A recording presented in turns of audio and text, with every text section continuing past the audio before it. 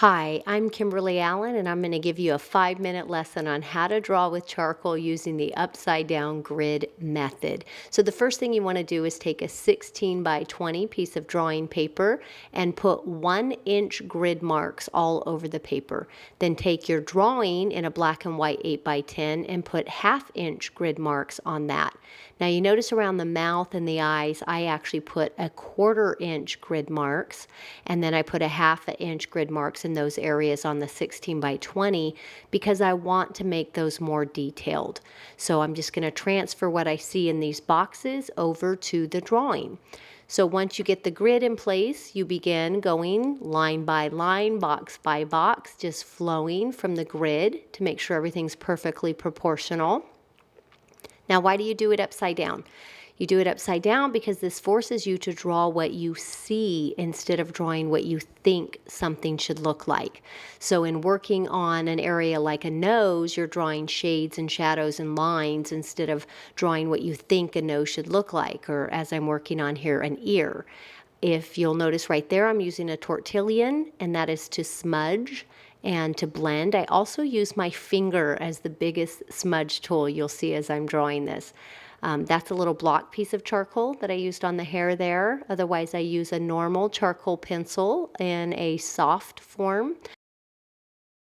I also use a kneaded eraser that you're going to see on this hair in just a second. Right here, I'm using a kneaded eraser to create highlights and wispies in the hair, and then the pencil to draw in some darker areas.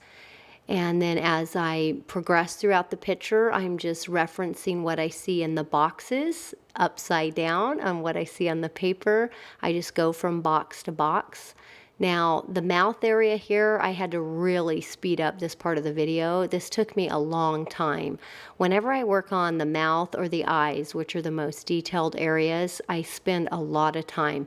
Notice the lighting just changed in my sweatshirt because I actually worked on this over a 3-day period. And so it took me a total of 10 hours over 3 days. And I'm doing the time-lapse video here to condense it down into a 5-minute video so you can see how it progresses.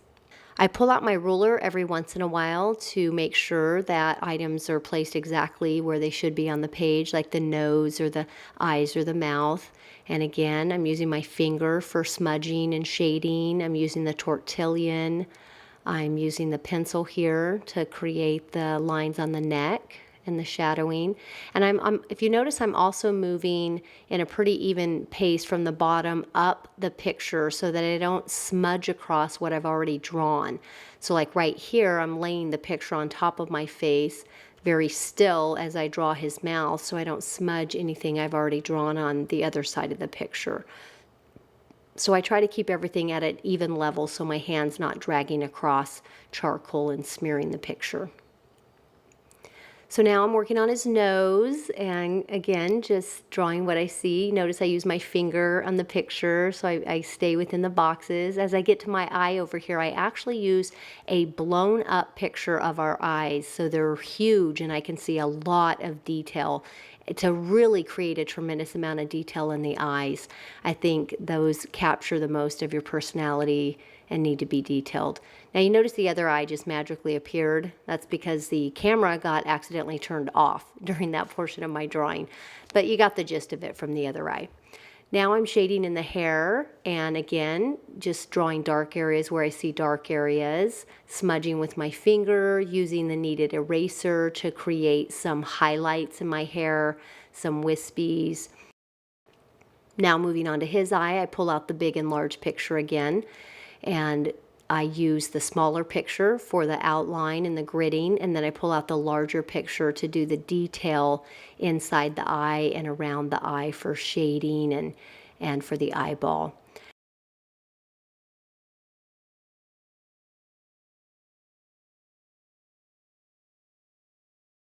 Then I move over to the rest of the face and the ear and the lines on the forehead, and again, just drawing what I see. If it looks darker in the picture, I make it a little darker there. If it looks lighter, I'll lighten it up. And then finishing off with the hair, adding some highlights with the kneaded eraser.